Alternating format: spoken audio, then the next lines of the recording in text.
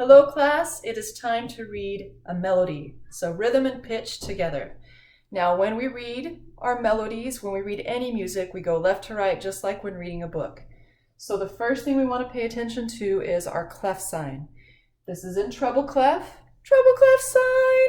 So that tells us it's going to be in the higher range. And not extremely high, but just in an appropriate range for children or sopranos or altos to sing. Then we want to look at our key signature. That's this little flat. And even though you may not know how to read the key signature, you should know by now that the key signature tells you where do is. And in this case, and this is what I know you may not be as familiar with yet, in this case, the flat tells us that do is the first space on the staff. That is an F, because if you remember, spaces have aces, and the spaces spell face, F-A-C-E. The next thing we want to look at is our time signature, and that tells us that there are 4 beats in a measure, and the quarter note gets the beat, okay? And I promise you that the more you practice this, the more it will all make sense. Then we can see that we have 1, 2, 3, 4 measures. We can see that we have quarter notes, half notes, and a whole note. There's no rests, there's no eighth notes. And then we want to look at how many different pitches we have. This is do, and so I would suggest that you look at the whole melody and see, does anything go lower than do? And it does not, okay? You can also see that you have multiple do's, so even if you get lost, if you remember where do is, you can get back to it if you can hear that in your ear. Then we have movement up. And so you want to ask yourself, is that a skip or a step? In this case, it is a step. So that means if this is do, this has got to be re. And so then we're going to look across for other movement. Oh, this one goes down.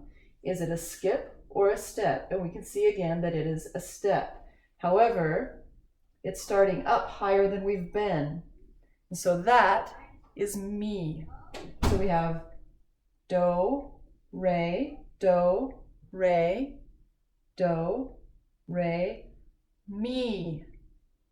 And then it goes down to, do you know? Re. Mi, re, and it ends on do. Okay? We're going to do this together, just saying the solfege, meaning do, re, mi, and then we'll try singing it. 1, 2, just speak it with me, go. Do, re, do, re, do, re, mi, re, do, off. Okay, now we are going to sing it. And we need an exact pitch because once there is a treble clef sign or a bass clef sign, the pitches become very specific. Like I said, this is an F, so I'm going to find an F. I've got my tuning fork. So there is do. Let's sing do, re, mi, fa, sol together. Do, re, mi, fa, sol. Let's go back to do. Remember, we have no skips, only steps. 1, 2, here we go. Do, re, do, re, do, re, mi, re, do.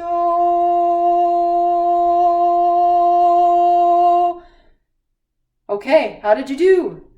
You ready for one more time? If you made any mistakes, think about what you did and try to fix it.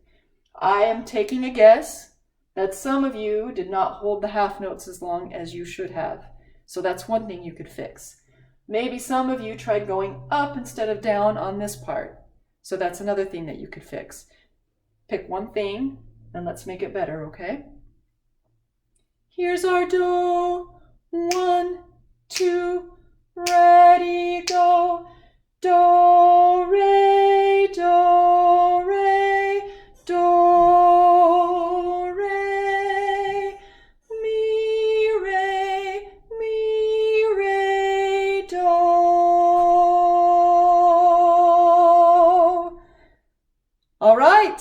I hope you did all right on that. If you didn't, again, this is a great way to practice, and you could also try writing out your own melodies and see how you do, and make sure that you're hearing do, re, mi, and you can add more notes than that if you would like, but this is a great place to start.